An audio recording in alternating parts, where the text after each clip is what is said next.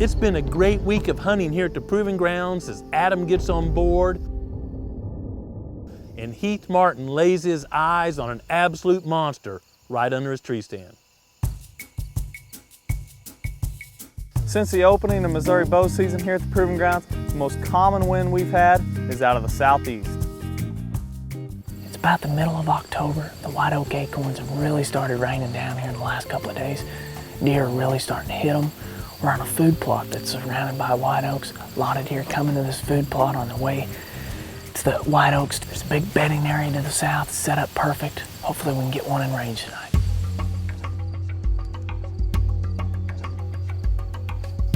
So once we got situated in the stand, it wasn't long till we heard the first deer coming.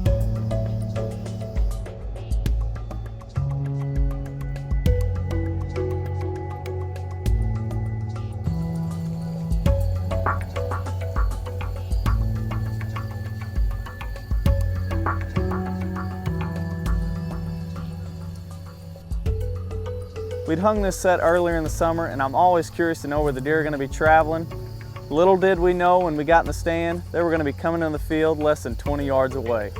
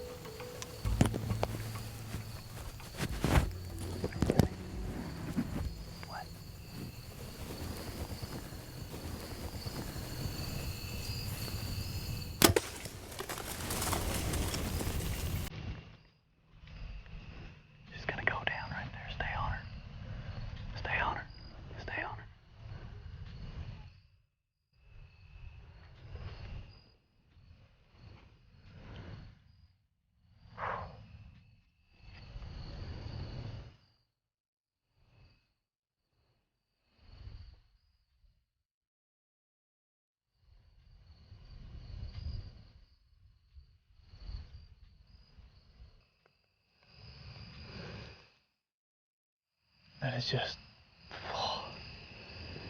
as good as it gets right there when you're looking at an arrow. Of course, the blood ring is just,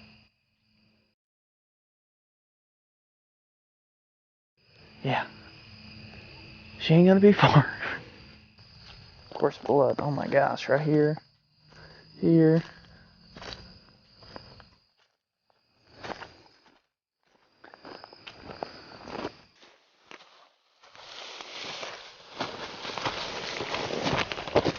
Golly.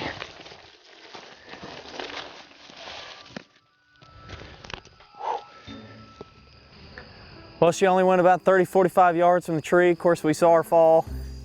Havoc did its job. Great blood trail. Best part, it was a short blood trail.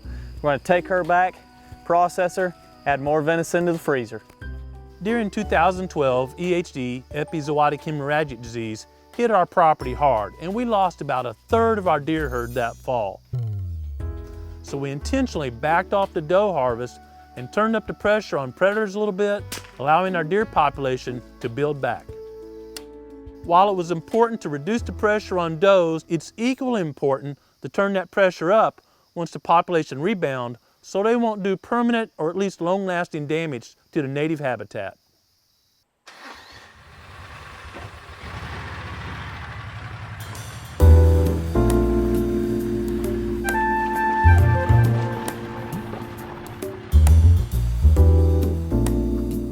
Did you know Arkansas has a large black bear population? They've had a bear season for many years.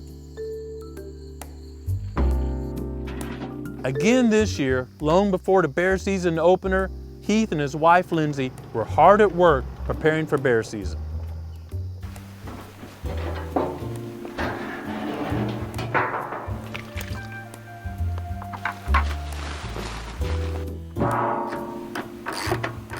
Attracting bears often requires greasy and stinky work. It can be tougher than making a food plot for deer. But Heath and Lindsay dove right in, and they've been doing the dirty work for quite some time. Similar to deer, in a big hardwood area full of acorns, it's tough to pattern bears. They've got an extraordinary sense of smell and tend to follow their nose to the best source of food in their area. In that area, it can be 10 or 20 square miles, much larger than a deer. So without an attractive bait, it can be very difficult to be a successful bear hunter in the big hardwoods of Arkansas. A few years ago, Heath successfully used this technique to take a Boone and Crockett bear in Arkansas.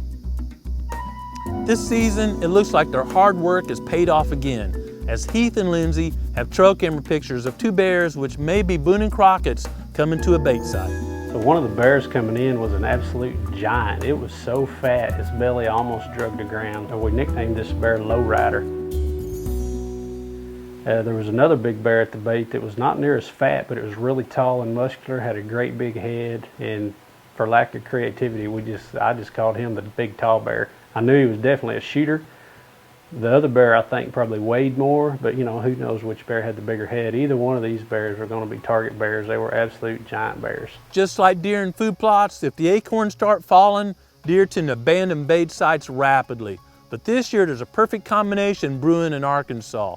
There's a small acorn crop, they're not dropping early, and the big bears are continuing to show up at the bait site. So finally, October 1st arrives, and lo and behold, we still had giant bears on the baits. Not all of them, but we still had two hitting one bait, and we were going to hunt them. Heath and Lindsay have worked hard for this moment. Tonight's the night. Will one of the two big bears show up?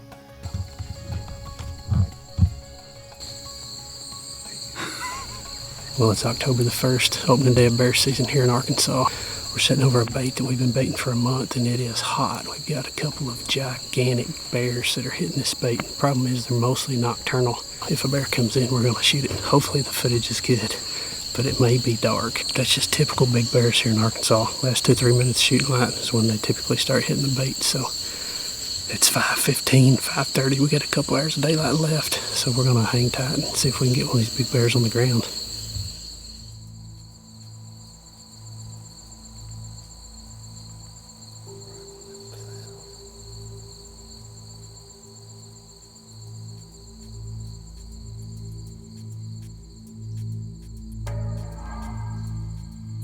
GrowingDeer.tv is brought to you by Bass Pro Shops, also by Reconics, Trophy Rock, Muddy Outdoors, Non-Typical Wildlife Solution, Eagle Seed, Nikon, Winchester, Scentmaster, Dead Downwind, Antler Dirt, Lacrosse Footwear, Redneck Hunting Blind, Bloodsport Arrows, Prime Bows by G5, Outdoor Edge Knife, and Flatwood Natives.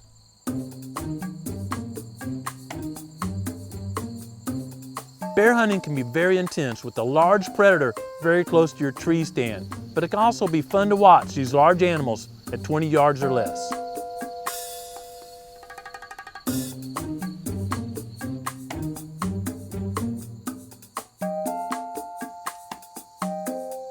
This younger bear came in and kept them entertained while the sun started to set low.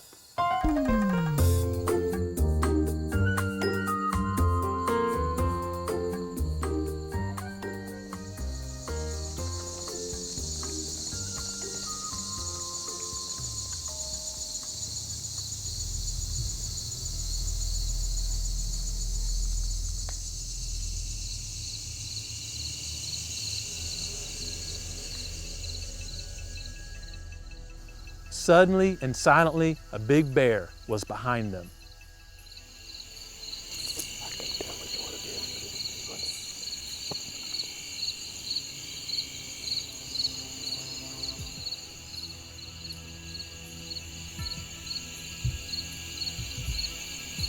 He's coming under the stand. It wasn't long till he could see it was one of the two big bears. And right now, he's directly under their stand.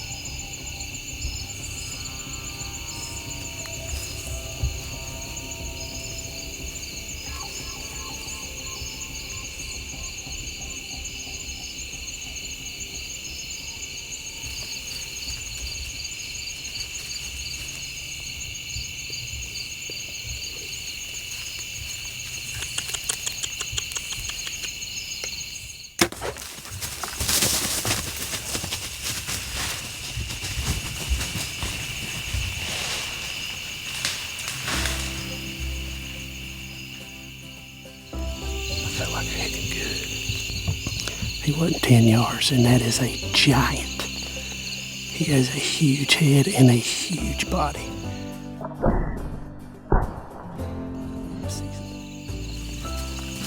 Holy cow, what a monster. Cool, I hope I got him good. I mean, he was right there. I should have got him. He ran down in this ravine and we don't think he came out, so we're about to go down in here and see if we can find him. I don't know about you, but I'm not so sure I want to go trailing a big bear in the dark. But he shared with me he was totally confident, knowing he had a complete pass-through with a 2-inch Havoc broadhead on the end of his arrow. Yes! That is a giant. It's 10 inches just between the bases of his ears. Literally. Man. Yeah, I've got a Huge. trail or a road that turns off. It's gonna take a tractor to haul this huge bear out of the woods.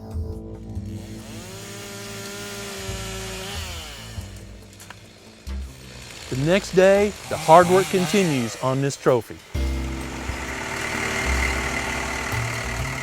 News of the big bear spread rapidly, and soon family was showing up to help out.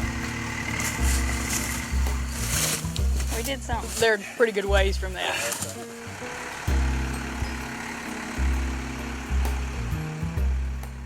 You never know.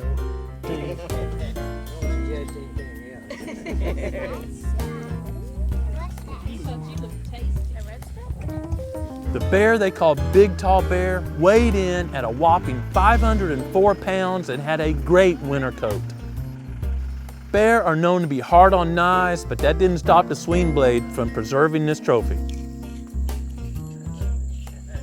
The bear skull had a green score at 21 6/16. 21 inches is a minimum booner, and after the drying period, well, it's gonna be close. Heath will have to wait the mandatory 60-day drying period to confirm if this bear makes the books. Heath wouldn't be quick to share this with you all, but there's only been 6 bears in Arkansas's bear season history to make the Boone and Crockett book, with Heath harvesting one of those. If the Big Tall Bear makes the book, Heath will have 2 of 7 that made the book in Arkansas, an impressive record by anybody's standards. Whether you're working on a habitat project, or trying to provide some venison for your freezer, or chasing a trophy critter, I hope you slow down and enjoy creation, and most importantly, listen to what the Creator is saying to you. Thanks for watching GrowingDeer.tv.